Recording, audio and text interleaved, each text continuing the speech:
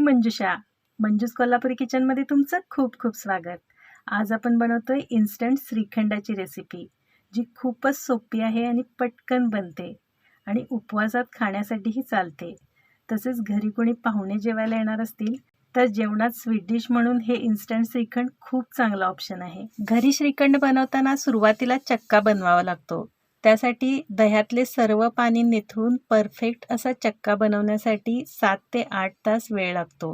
परंतु आता चक्का तयार किंवा रेडीमेड मिळत असल्यामुळे आपण हव्या त्यावेळी हा चक्का विकत आणून झटपट श्रीखंड बनवू शकतो।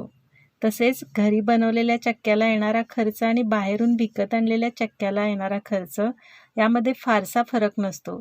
त्यामुळे रेडीमेड चक्का आणलेला परवडतो। तसेच आपला वेळही वाचतो आणि तयार श्रीखंड आणण्यापेक्षा तयार चक्का आणून बनवलेले श्रीखंड भरपूर तयार होते आणि त्यामुळे पुरवठीही पडते आणि मनसोक्त खाता येते। चला तर मग लगेचच पाहूया रेडीमेड चक्क्यापासून इन्स्टंट श्रीखंड कसं बनवायचं ते। इन्स्टंट श्रीखंड बनवण्यासाठी इथे मी 250 ग्रॅम मलाई चक्का घेतलेला आहे। ही 250 ग्रॅम साखर घेतलेली आहे। साखर तुम्ही तुमच्या आवडीनुसार यापेक्षा कमी किंवा जास्त घेऊ शकता। ही वेलची पावडर घेतलेली आहे। हे चिमूटभर मीठ घेतलेले आहे आणि हे ड्रायफ्रूट्स आहेत, ज्यामध्ये मी काजू, बदाम आणि पिस्त्याचे काप घेतलेले आहेत। तुम्ही तुमच्या आवडीनुसार यामध्ये आणखी ड्रायफ्रूट्स घेऊ शकता। आणि हे दूध घेतलेले आहे, जे आपण आवश्यकतेनुसार वापरणार आहोत। सर्वात आधी आपल्याला हा चक्का स्मूथ बनवून घ्यायचा आहे आणि आपण इन्स्टंट श्रीखंड बनवतोय, त्यामुळे मी आता हा चक्का या मिक्सरच्या जारमध्ये घालून चर्न करून स्मूथ बनवणार आहे। तुमच्याकडे जर वेळ असेल तर तुम्ही ही क्रिया पुरण वाटायच्या मशीनमध्ये किंवा पुरणाची अशी जी जाळी येते या जाळीमध्ये घालून देखील स्मूथ बनवून घेऊ शकता। आता यामध्ये साखर घालायची आहे, त्यानंतर चिमूटभर मीठ घालायचं आहे, ही वेलची पावडर घालायची आहे आणि या दुधामधलं अगदी 1च चमचा दूध घालायचं आहे। तुम्ही या दुधामध्ये आधी केसर भिजत घालून ते दूधही घालू शकता।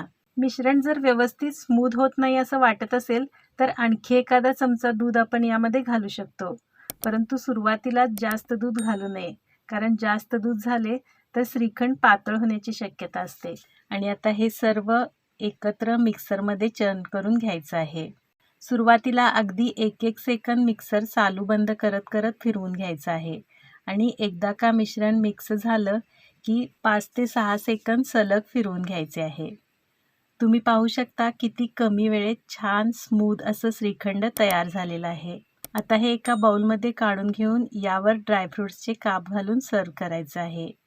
यावर तुम्ही तुमच्या आवडीनुसार रंगीत टूटी फ्रुटी देखील घालू शकता। अशा प्रकारे इन्स्टंट श्रीखंड आपलं तयार झालेलं आहे।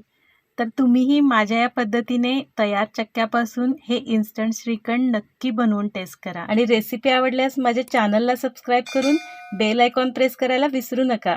तसेच व्हिडिओला लाईक, कमेंट आणि जास्तीत जास्त जणांना शेअर नक्की करा। पुन्हा भेटूया आणखी एका टेस्टी रेसिपीसोबत।